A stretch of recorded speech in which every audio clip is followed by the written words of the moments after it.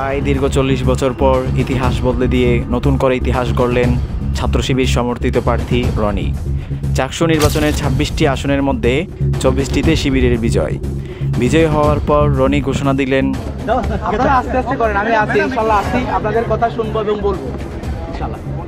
জি, আপনাদেরকে ধন্যবাদ জানাচ্ছি। আমাদের কাছে দুইটা তথ্য আসছে, আমরা মনে করছি মিডিয়ায় জানা দরকার।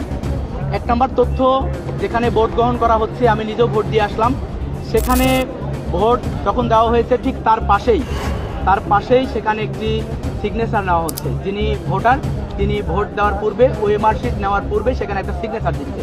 তো আমাদের কাছে তথ্য আসছে নির্বাচন কমিশন প্রথমের দিকে যে ভোটগুলো গ্রহণ করেছে, এই ভোটগুলো গ্রহণ করার পরে সে সকল ভোটারদের সিগনেচার নেওয়া হয়নি। এই যে স্বাক্ষর নেওয়া হয়নি, আমার মনে হয়, আমি জানি না এটা নির্বাচন কমিশন কনসিয়াসলি জানেন কিনা নাকি সাবকনসিয়াসলি হয়েছে। যদি সাবকনসিয়াসলি হয়ে থাকে তাহলে আমরা বলতে চাই যে কোনোভাবেই নির্বাচন কমিশন এত বেশি অসচেতন ভূমিকা রাখতে পারেন না। আর আমার মনে হয় সাংবাদিক হিসেবে আপনাদের জানা দরকার যে কেন তারা এত বড় ভুল করতে পারেন, কিভাবে করতে পারেন। 2 নম্বর বিষয় বলতে চাই যে এখানে যারা প্রার্থী এবং ভোটার আছেন, যেহেতু সকল প্রার্থী ভোটার সবার কাছে আইডি কার্ড আছে, এর বাইরে প্রশাসন নির্বাচন কমিশন সুযোগ দিয়েছে কোনো প্রার্থীর পক্ষে যারা চাইবে তারা সেখানে পর্যবেক্ষক কিছু রাখতে পারবেন।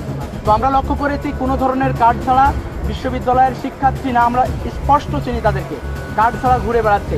শিবিরের প্রার্থী থেকে বিপি হওয়ায় রনিকে সংবর্ধনা জানিয়েছেন জামাত শিবিরের প্রধান ডক্টর শফিকুর রহমান। বিশ্বের সকল খবরের আপডেট পেতে সাবস্ক্রাইব করুন বিবিসি বাংলা নিউজ।